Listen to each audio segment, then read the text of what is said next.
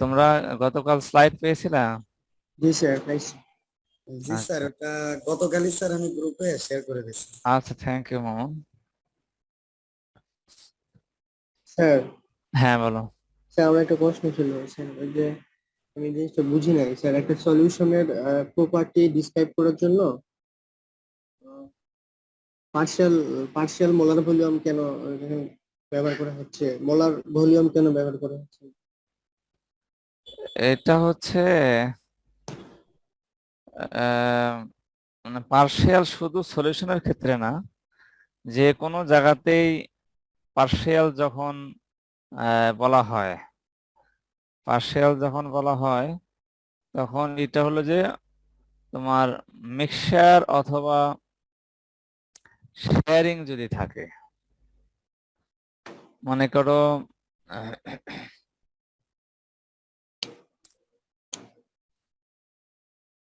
Mixture of gas, তাহলে এখানে একটা গ্যাস যদি থাকে তাহলে শুধু একটা গ্যাসেরই টোটাল প্রেসারটা একটা গ্যাসের জন্যই হবে।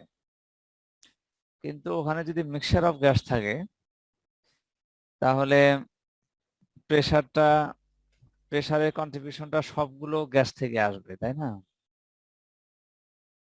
এটা বুঝতে পেরেছো? জি স্যার, এটা বুঝতে পারছি। আচ্ছা, তাহলে একই ক্ষেত্রে একই ভাবে আচ্ছা, এই জন্য যেহেতু এককভাবে কন্ট্রিবিউশন না, এখানে মিক্সচারে প্রত্যেকটা কম্পোনেন্টেরই কন্ট্রিবিউশন আছে, এই জন্য এক একটার এক একটা কম্পোনেন্টের যে কন্ট্রিবিউশন, টোটাল কন্ট্রিবিউশন একটা পার্ট, তাই না? একটা কম্পোনেন্টের কন্ট্রিবিউশনটা টোটাল প্রপার্টি অথবা টোটাল কন্ট্রিবিউশনের একটা পার্ট।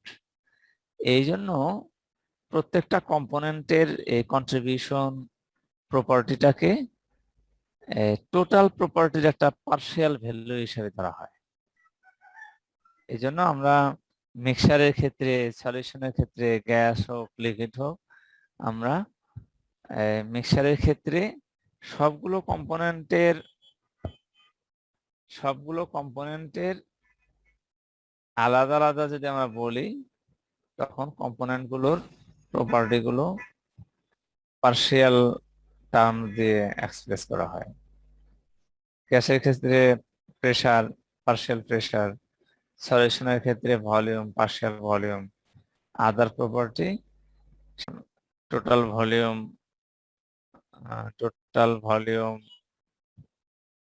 জানা থাকলে আমরা সবগুলো জিনিস আমরা V partial volume of molar volume of component 1 আমরা বের করতে পারবো।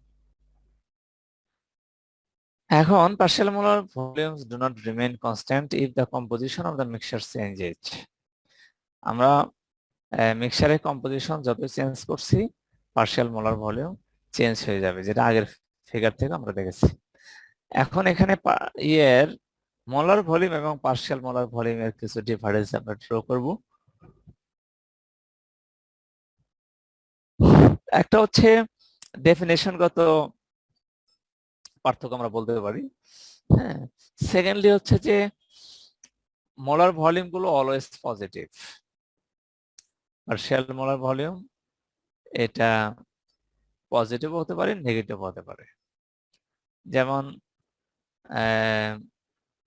পজিটিভ হবে যখন পার্শিয়াল মোলার ভলিউম, তখন কি হবে? এক্সপানশন হতে হবে। আর যখন কমে যাবে তখন এটাকে নেগেটিভ দিয়ে আমরা প্রকাশ করব। যেমন পার্শিয়াল মোলার ভলিউম ম্যাগনেসিয়াম সালফেটের ক্ষেত্রে নেগেটিভ, -1.4 সেন্টিমিটার কিউব পার মোল।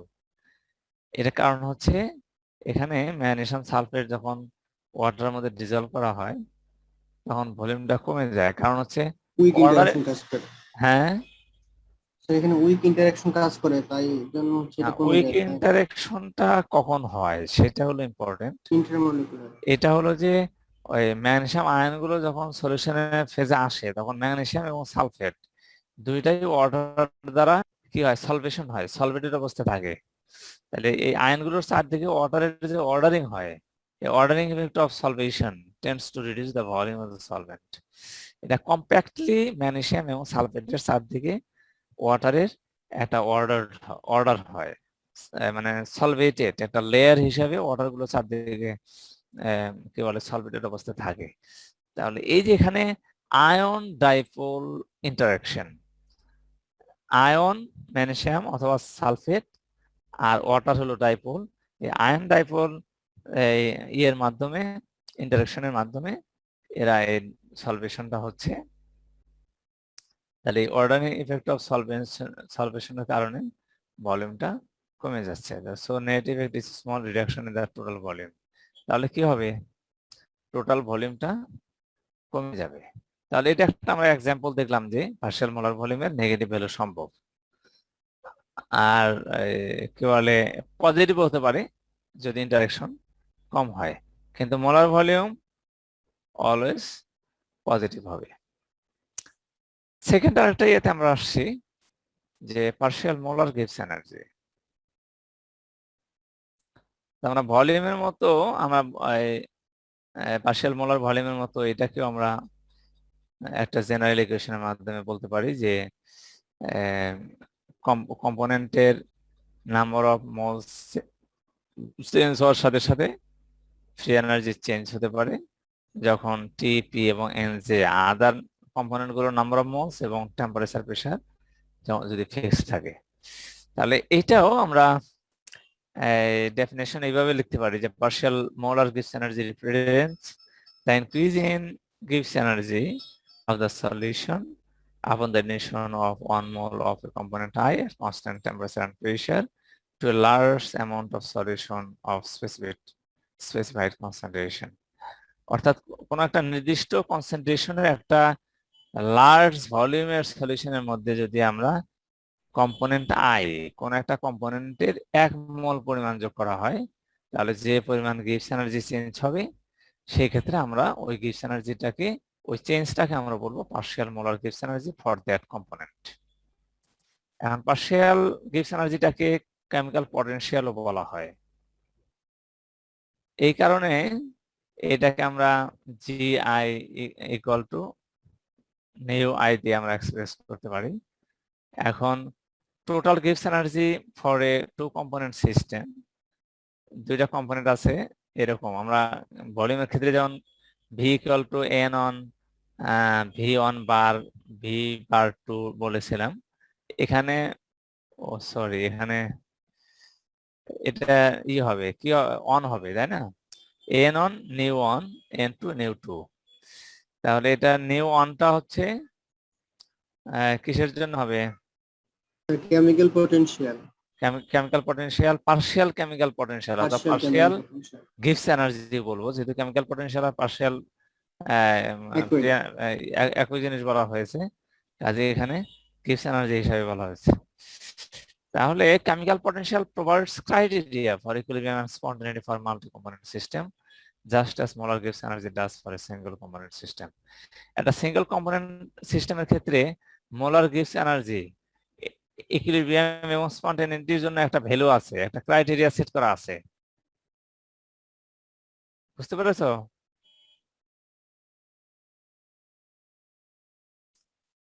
একটা সিঙ্গেল কম্পোনেন্ট সিস্টেমের ক্ষেত্রে মোলার গিভস এনার্জি যদি ভ্যালুটা নেগেটিভ হয় তাহলে আমরা স্পন্টেনিয়াস বলবো না,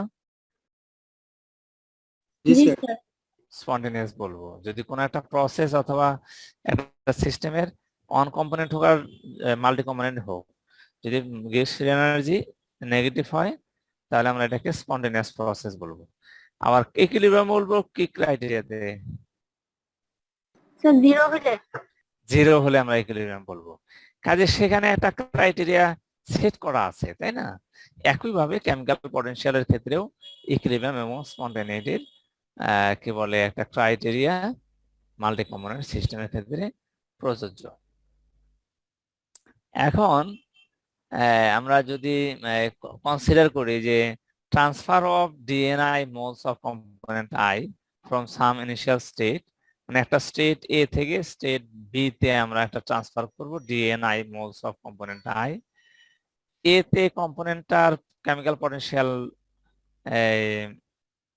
এটা, আর বি তে যদি এটা হয় তাহলে আমরা টোটাল চেঞ্জ ডিজির জন্য আমরা বলবো ফাইনাল স্টেটের কেমিক্যাল পটেনশিয়াল মাইনাস ইনিশিয়াল স্টেটের কেমিক্যাল পটেনশিয়াল, তাহলে এটাকে আমরা এই ফাইনাল স্টেট মাইনাস অর্থাৎ বি স্টেট মাইনাস এ স্টেটের পটেনশিয়াল এনার্জিটা আমরা করে সাবট্রাক্ট করেছি। তাহলে দেখো ডিএনআই কমন নিলে আমরা এই রিলেশন পাই। এখন এখান থেকে দেখো এই ভ্যালুটা যদি বড় হয় তাহলে কি হবে? পজিটিভ আসবে, পজিটিভ আসবে। আর যদি এ স্টেটের ভ্যালুটা যদি বড় হয় নেগেটিভ আসবে। নেগেটিভ আসবে।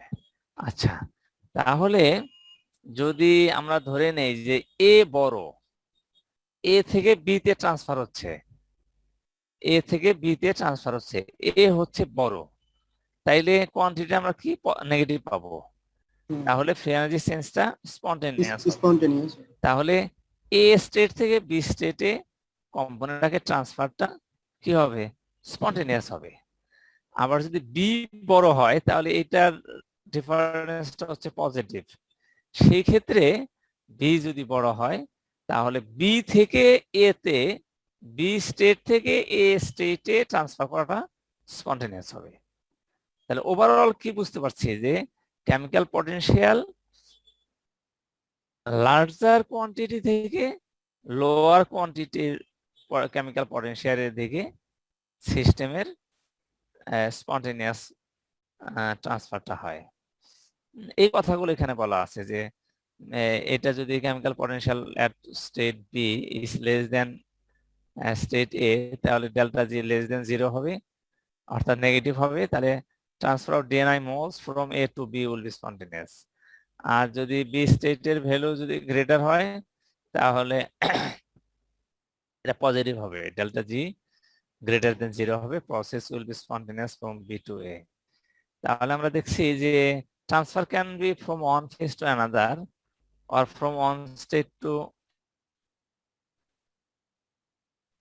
from one chemical combination to another. যেমন কেমিক্যাল ট্রান্সফার গুলো আমরা কি কি প্রসেসে করি? ডিভিশনের মাধ্যমে হতে পারে, তাই না? ডিভিশনে এক রিজিয়ন থেকে আরেক রিজিয়নে কেমিক্যাল ট্রান্সফার গুলো হয়, ইভাপোরেশনের মাধ্যমে হয়, সাবলিমেশনের মাধ্যমে হয়, কনডেনসেশনের মাধ্যমে হয়, ক্রিস্টালাইজেশনের মাধ্যমে হয়, সলিউশন ফরমেশনের মাধ্যমে হয়, কেমিক্যাল রিঅ্যাকশনের মাধ্যমে হয়। এই সমস্ত প্রসেস অথবা কেমিক্যাল রিঅ্যাকশনের মাধ্যমে কি হয়? কেমিক্যাল ট্রান্সফার হয় একটা প্লেস থেকে আরেকটা প্লেসে, একটা রিজিয়ন থেকে আরেকটা রিজিয়নে, একটা স্টেট থেকে আরেকটা স্টেট, একটা সাবস্টেন্স থেকে আরেকটা সাবস্টেন্স। তাহলে এই সমস্ত ক্ষেত্রে transfer process from higher chemical potential value to lower chemical potential value. এখন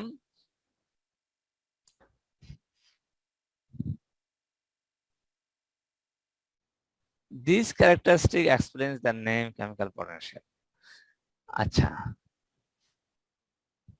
মেকানিক্সে direction of spontaneous change always takes place in a system from higher potential energy state to lower energy state. অর্থাৎ সিস্টেমের যদি higher potential region থাকে সেই state থেকে lower রিজিয়নে spontaneous চেঞ্জটা হয় according to mechanics. Thermodynamics হচ্ছে সিচুয়েশনটা ডিফিকাল্ট, যেহেতু এনার্জি এবং এন্ট্রপি দুটাকে কনসিডার করতে হয়। এখন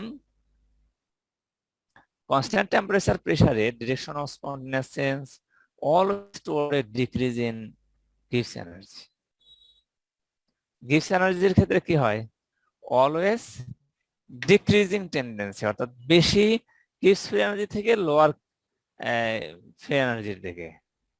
হ্যাঁ, তাহলে অলওয়েজ একই না স্যার, একই থার্মোডাইনামিক্সের সাথে বা একই তো স্যার, নাকি আগে যেটা বললাম স্যার হচ্ছে যে এই যে মেকানিক্সের সাথে যে হায়ার পটেনশিয়াল এনার্জি থেকে লোয়ার হ্যাঁ পটেনশিয়াল এনার্জিতে সেটাই কম্পেয়ার করছে।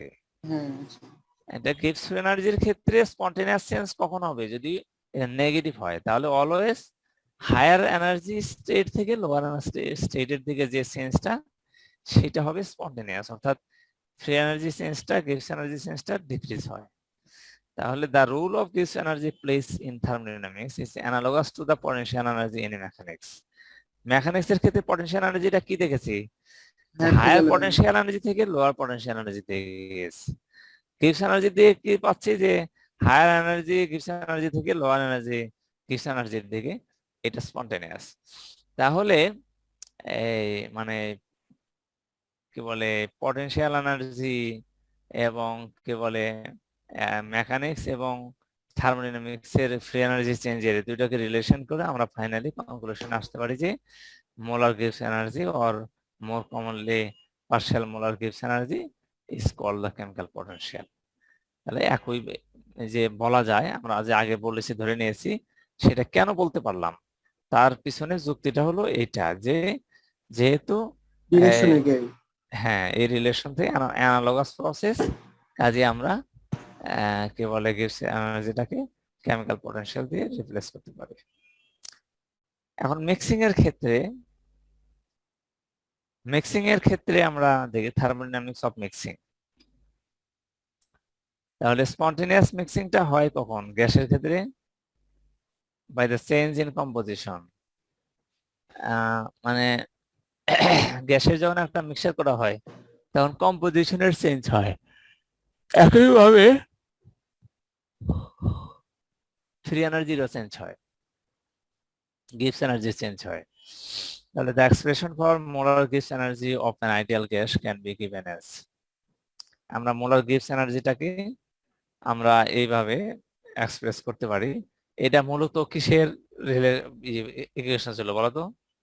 স্যার এন্ট্রপি, ওই যে না, এইভাবে মূলত আমরা বলি কেমিক্যাল পটেনশিয়াল। যেহেতু এটা কেমিক্যাল পটেনশিয়াল গিবস এনার্জি একই ধরনের বলছি, কাজে ওই রিলেশনটা আমরা ইউজ করছি যে G bar naught plus R T ln P by 1 bar. তাহলে মিক্সচার অফ আইডিয়াল গ্যাসের জন্য যদি হয় তাহলে এটাকে আমরা কেমিক্যাল পটেনশিয়াল দিয়ে যদি আমরা এটা এক্সপ্রেস করি mu I naught plus R T ln P I by 1 bar. এই দুইটা মূলত কি একই, যেহেতু জি কে আমরা মিউ দিয়ে কেমিক্যাল পটেনশিয়াল দিয়ে আমরা এক্সপ্রেস করেছি। এখন দেখো আমরা একটা মিক্সিং প্রসেসে n1 moles of gas on at temperature T and pressure P with n2 moles of gas 2 at the same temperature pressure, এটা আমরা যদি একই টেম্পারেচার প্রেসারে যদি দুইটা গ্যাসকে আমরা মিক্স করতে চাই তাহলে এই ক্ষেত্রে আমরা টোটাল গিবস এনার্জিটাকে আমরা বলতে পারি ওই আগের energy relation, G equal total Gibbs energy equal to n1 partial molar Gibbs energy for component 1 and 2 number moles of second component এবং তার Gibbs molar partial molar Gibbs energy। আচ্ছা, এখন আমরা এটাকে একটু আগে আমরা কেমিক্যাল পটেনশিয়ালের রিলেশন আমরা দেখেছি, সেটা আমরা এখানে বসিয়ে দিই। হ্যাঁ, জি2 জন্য আমরা এটা বসাই দিলাম। তাহলে এটা হচ্ছে জি ইনিশিয়াল মিক্সিং এর আগে। তাহলে n1 ফার্স্ট কম্পোনেন্টের নাম্বার অফ মোলস আর তার relation number of moles of our second component তার কেমিক্যাল পটেনশিয়ালের রিলেশন। এন্ড মিক্সিং এর পরে কি হবে? মিক্সিং করার পরে পার্শিয়াল এখানে যে এটা ছিল ইন্ডিভিজুয়াল গ্যাস, ইন্ডিভিজুয়াল কম্পোনেন্ট, এই জন্য এখানে আমরা পেয়েছি কি বলে গ্যাসের ক্ষেত্রে প্রেসার পেয়েছি, একটা গ্যাসের টোটাল প্রেসার, এটা সেকেন্ড গ্যাসের টোটাল প্রেসার। কিন্তু যখনই মিক্স করছি তখন কি হবে? পার্শিয়াল প্রেসার হবে। তাহলে কম্পোনেন্ট 1 এর জন্য P1, কম্পোনেন্ট 2 এর জন্য P2। তাহলে P1 প্লাস P2 মিলে হবে টোটাল প্রেসার P। সেই ক্ষেত্রে আমরা এটাকে চেঞ্জ করতে পারি যে আফটার মিক্সিং জি ফাইনাল, তাহলে তখন হবে n1 শুধু টোটাল প্রেসারটা পার্শিয়াল প্রেসার দিয়ে রিপ্লেসমেন্ট হবে। আচ্ছা, এখন দেখো তাহলে চেঞ্জ ইন গিবস এনার্জি। হ্যাঁ, গিবস এনার্জি অফ মিক্সিং এর কারণে কতটুকু গিবস এনার্জি চেঞ্জ হলো ডেল্টা জি দিয়ে যদি আমরা প্রকাশ করি তাহলে সেটা কি হবে? ফাইনাল জি মাইনাস জি ইনিশিয়াল, এটা হবে। তাহলে এই এক্সপ্রেশন থেকে এটা যদি বাদ দেই তাহলে এই জিনিসগুলো সেম। হ্যাঁ, আলাদা। হ্যাঁ, n1 RT loan P1 by P।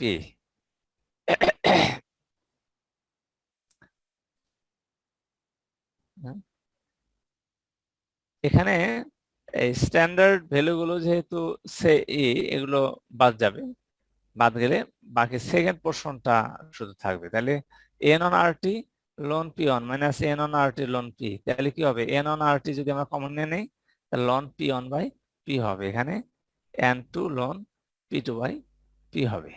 এখন দেখো কম্পোনেন্ট অন এর partial pressure by total pressure, তাহলে এটা কি হবে? X on.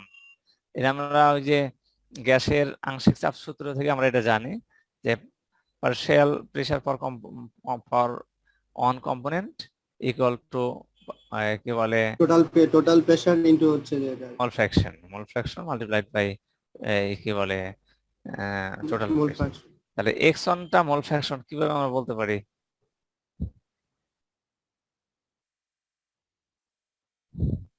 আচ্ছা, নাম্বার যে কোনো একটা কম্পোনেন্টকে তার হচ্ছে যে টোটাল গ্যাসের যে কম্পোনেন্ট ভাগ করলে সেটা হচ্ছে আমরা মোল ফ্রাকশন।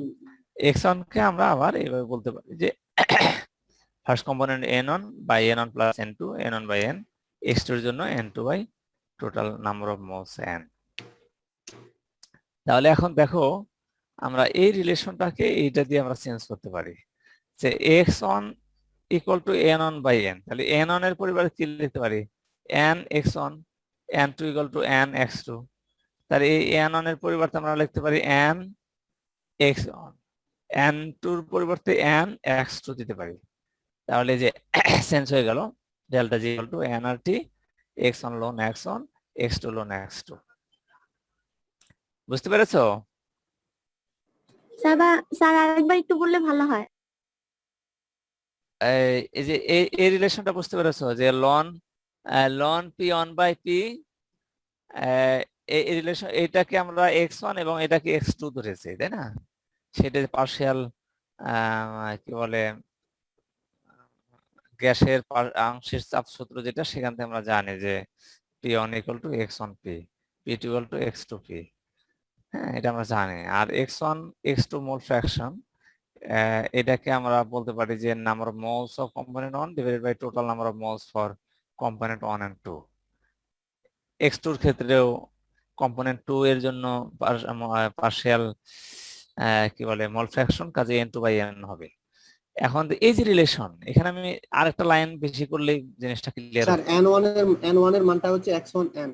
হ্যাঁ, এই n1 ইকুয়াল টু আমরা কি লিখতে পারি? x1 n multiplied by x1। হ্যাঁ, তার এখানে তারপর সেটা দিয়ে কমন নিতে পারি, n x2 লিখতে পারি। তাহলে এই যে n অন, এইটা আমরা তাইলে এটা দিয়ে চেঞ্জ করব যে n x1 দিয়ে চেঞ্জ করব, এই n2 টা কমন n x2 দিয়ে রিপ্লেস করব। এখন বুঝতে পেরেছো না? জি স্যার। আচ্ছা, তাহলে দেখো আমাদের এখানে এই কি বলে একটু কমিয়েছি যেহেতু লাইন বেড়ে যায়। তাহলে আমরা n x1 হলো, এখানে n x2 rt। তাহলে আমরা n rt যদি আমরা কমন নিয়ে নিই তাহলে আমরা পাই x1 ln x1 x2 ln x2। এখানে x1 এবং x2 এরা দুইটাই মোল ফ্র্যাকশন এবং 1 এর কম, কাজেই এদের লন ভ্যালুটা হবে নেগেটিভ ভ্যালু। হ্যাঁ, কাজেই এটা যদি নেগেটিভ ভ্যালু হয়, এটা নেগেটিভ ভ্যালু হয়, তাহলে কি হবে? ওভারঅল ডেল্টা জি ভ্যালুটা কি হবে? নেগেটিভ হবে, স্পন্টেনিয়াস হবে। আচ্ছা, তাহলে আমরা কেন ডেল্টা জি মিক্সিং এর জন্য ফ্রি এনার্জি চেঞ্জটা নেগেটিভ পাচ্ছি? যেহেতু মোল ফ্র্যাকশন গুলো 1 এর কম এবং লন ভ্যালুটা নেগেটিভ হবে, কাজে ওভারঅল রিলেশনটাই নেগেটিভ হয়ে যাবে। আচ্ছা, এখন আমরা কনস্ট্যান্ট প্রেসারে আমরা টেম্পারেচারের সাথে কতটুকু ফ্রি এনার্জি চেঞ্জ হয় সেখান থেকে এনট্রপি ভ্যালু আমরা বের করতে পারি। এটা নেগেটিভ ভ্যালু বের হয়, এটা একটা রিলেশন। কাজে সেখান থেকে আমরা ফ্রি এনার্জি যে একটু আগে যে আমরা ইকুয়েশনটা দেখলাম সেটাকে যদি ডিফারেন্সিয়েট করি উইথ রেসপেক্ট টু টেম্পারেচার, তাহলে আমরা পাই এই ইকুয়েশনটাকে যদি আমরা ডিফারেন্সিয়েট করি উইথ রেসপেক্ট টু টি, টিটা এলিমিনেট হয়ে যাবে। তাহলে অনলি থাকবে কি NR x1 ln x1 x2 ln x2। কিন্তু এটাকে যখন আমরা ডিফারেন্সিয়েট করব তখন কি আসবে? dx1 আসবে। শুধু এটা টিটা এলিমিনেট করা যাবে, তাই না? n আর বাকি পোরশনটা থাকবে। এখন এই যে n আর x1 ln x1 x2 ln x2 আমরা পেলাম। এখন রিলেশন হচ্ছে এটা যে delta G delta T equal to minus S, তাহলে এটার পরিবর্তে আমরা লিখবো minus delta mix S, that means entropy of mixing. তাহলে entropy of mixing equal to কি লিখতে পারি, মাইনাস এন আর এই ভ্যালুটা আমরা লিখতে পারি। ক্লিয়ার, বুঝতে পেরেছো? জি স্যার। কি অন্যরা বুঝতে পেরেছো? মামুন? জি স্যার। আচ্ছা আচ্ছা, তাহলে ফ্রি এনার্জি অফ মিক্সিং আমরা কি পেলাম, নেগেটিভ। নেগেটিভ। এন্ড এন্ট্রপি কি হবে, লন x1 লন x2 এর ভ্যালু তো নেগেটিভ হবে, তাহলে নেগেটিভ নেগেটিভ পজিটিভ, তাহলে ডেল্টা এস কি হবে, পজিটিভ হবে। এখন থাকছে এনথালপি চেঞ্জ, যেহেতু ডেল্টা এসটা কি ডেল্টা জি প্লাস টি ডেল্টা এস হবে। এখন এইটা নেগেটিভ, এটা হলো ডেল্টা এসটা হলো পজিটিভ, তাহলে দুইটা মিলে এটা কি কি দাঁড়াবে, জিরো হয়ে যাবে। যদি জিরো হয় তাহলে তো একটা Equilibrium. জিরো ভ্যালু পেলাম, আর যদি এর একটা নেগেটিভ বা পজিটিভ ভ্যালু থাকে সেটাও হতে পারে, সেটাও হতে পারে, তাই না? আমরা ডিফারেন্ট প্রসেসের জন্য, আমরা মিক্সিং প্রসেসের জন্য, সলিউশনের জন্য আমরা এনথালপি চেঞ্জ বের করে থাকি। এখন দেখো ডেল্টা এইচ যদি জিরো হয় তাহলে আমরা কি বুঝবো যে মিক্সিংটা আইডিয়াল। এখানে গ্যাস মলিকিউল গুলো কি করে নাই, একটা একটার সাথে রিয়াকশন করে না, ইন্টারঅ্যাকশন করে না, কাজে ইন্টারঅ্যাকশন করলে না তোমার হিট প্রডিউস অথবা কি বলে অ্যাবজর্বড Enthalpy. অথবা প্রডিউসড হবে। Enthalpy হ্যাঁ, production. কিন্তু এই মিক্সিং এর কারণে কোনো ইন্টারঅ্যাকশন যদি না হয়, জাস্ট মিক্সিং হয়েছে ডিফিউশনের মাধ্যমে, সেক্ষেত্রে delta S equal to zero হবে। আর যদি পজিটিভ ডেল্টা এসটা ভ্যালু থাকে, নেগেটিভ বা পজিটিভ ভ্যালু, তাহলে আমরা বুঝতে হবে যে এখানে ইন্টারঅ্যাকশন হয়েছে। তাহলে আমরা টোটাল ভ্যালুকে delta G delta S two component সিস্টেমের জন্য উইথ ফাংশন অফ কম্পোজিশন যদি আমরা প্লট করি, এই যে X on mole fraction of x on component one এর জন্য, আর এইদিকে আমরা এনার্জির ভ্যালুটা জুলে বা কিলো জুলে যেটা নেই, তাহলে দেখছি যে ডেল্টা এসটা যেহেতু জিরো জিরো বরাবর থাকছে, অর্থাৎ আইডিয়াল কেসে এখানে কোনো ইন্টারঅ্যাকশন হচ্ছে না। সেকেন্ডলি হলো ডেল্টা টি ডেল্টা এস এন্ট্রপি ভ্যালুটা, Positive. এটা কম্পোজিশন বাড়ার সাথে সাথে বেড়ে বেড়ে ম্যাক্সিমাম হয়ে আবার কমে আসছে। ফ্রি এনার্জি চেঞ্জ কমতে কমতে একটা মিনিমাম ভ্যালুতে এসে আবার কমে জিরোতে আসে। তাহলে কি বুঝতে পারছি যে ডেল্টা এসটা ওভারঅল আইডিয়াল মিক্সিং এর জন্য জিরো, অর্থাৎ কোনো ইন্টারঅ্যাকশন হচ্ছে না মিক্সিং গ্যাসগুলোর মধ্যে। সেকেন্ডলি হচ্ছে যেহেতু মিক্সারের কারণে কি বলে ডিসঅর্ডার হচ্ছে, এন্ট্রপি বেড়ে যাচ্ছে, কিন্তু এই এন্ট্রপিটা ম্যাক্সিমাম হবে যখন দুইটার মোল ফ্র্যাকশন 0.5, মোল ফ্র্যাকশন যখন 0.5 অর্থাৎ ইকুয়াল পরিমাণে দুইটা গ্যাস রয়েছে, তখন ম্যাক্সিমাম ডিসঅর্ডার পাওয়া যাবে, maximum value of delta S পাওয়া যাবে। এরপরে কম্পোজিশন বাড়ছে, দ্যাট মিনস একটা কম্পোনেন্টের পরিমাণ বাড়ছে, কাজে এটা আবার চেঞ্জ হয়ে যাচ্ছে। ফ্রি এনার্জিও সেম কেস, যে একটা 0.5 ইকুয়াল পোর্শনে যখন ছিল তখন ফ্রি এনার্জি নেগেটিভ ভ্যালুটা সবচেয়ে বেশি ছিল। বুঝতে পেরেছো? এই কথাগুলো এখানে বলা হয়েছে যে we achieve maximum disorder by mixing equal molecular amounts of gases and the Gibbs free energy of mixing reaches a minimum at this point. অর্থাৎ Gibbs free energy of mixing টাও সবচেয়ে নেগেটিভ ভ্যালুটা মিনিমামে থাকবে কি বলে এই পয়েন্টে 0.5 মোল ফ্র্যাকশন। এখন আমরা ডেল্টা এইচ ডেল্টা জি এগুলো তো এটা দিয়ে আমি শেষ করব, পরেরটা নতুন আইটেম, সেটা সময় লাগবে, স্টার্ট করলে বুঝবো না, এটা দিয়ে শেষ করে দেবো আজকে আমি। তাহলে এই যে একটু আগে আমরা গিবস এনার্জি এন্ট্রপি এনথালপি আমরা বের করেছি, ইকুয়েশন দেখেছি, এখন একটা এক্সাম্পলের জন্য আমরা বের করব। সাপোজ আমরা ধরে নিলাম যে maximum 1.6 moles of argon at 1 atmosphere 25 degree Celsius, মিক্সিংটা করছি 2.6 মোলস অফ নাইট্রোজেনের সাথে একই টেম্পারেচার এবং প্রেসারে। এখন ধরে নেওয়া হচ্ছে ideal behaviour. Ideal behaviour that means কি, ডেল্টা এইচটা 0 হবে। আর আইডিয়াল মিক্সিং ধরে নিচ্ছি, আইডিয়াল মিক্সিং ধরলেই তো আমরা এতক্ষণ যে মিক্সিং এর রিলেশন গুলো পেয়েছি সেগুলো কিসের ক্ষেত্রে? আইডিয়াল মিক্সিং এর ক্ষেত্রে পেয়েছি, তাই না? ডেল্টা, আচ্ছা এখানে আমরা একটু বের করে নেই। ফার্স্টলি হচ্ছে যে মিক্সিং এর জন্য ফ্রি এনার্জি চেঞ্জটা আমরা রিলেশন কি পেয়েছিলাম?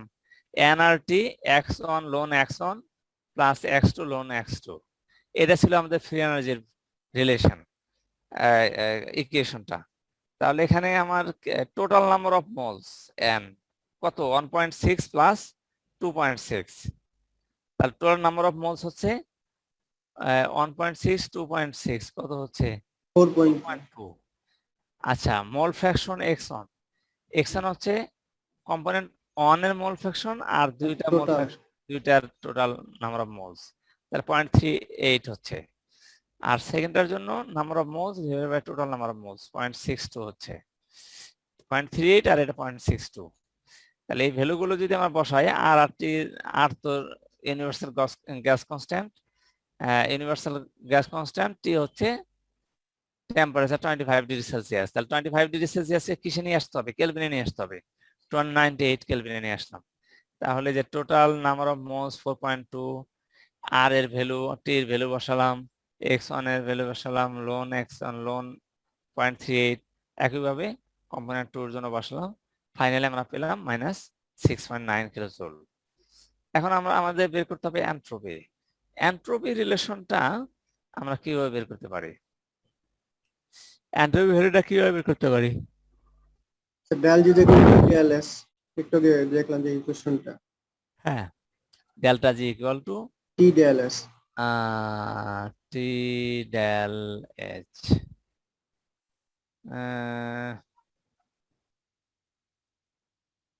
এটা হলো আমরা কখন পাই? একটা হলো delta G with respect to T, যদি আমরা ডিফারেন্সিয়েট করি তাহলে হয় মাইনাস ডেল্টা এস। তাই যে del G equal to del S minus T del S, তো ডেল এস এর মানটা 0 ধরছি এখানে, তাহলে এখানে তাহলে থাকে T free del S. Energy টেন্সটাকে টি দিয়ে ভাগ করলে আমরা ডেল্টা এস পাই, তাই না? বিশেষ হ্যাঁ, সেখানে ফ্রি এনার্জি চেঞ্জ আমরা যেহেতু পেয়েছি, এটাকে টি দিয়ে ভাগ করলে আমরা এন্ট্রপি চেঞ্জটা জুল পার কেলভিন আমরা পাচ্ছি।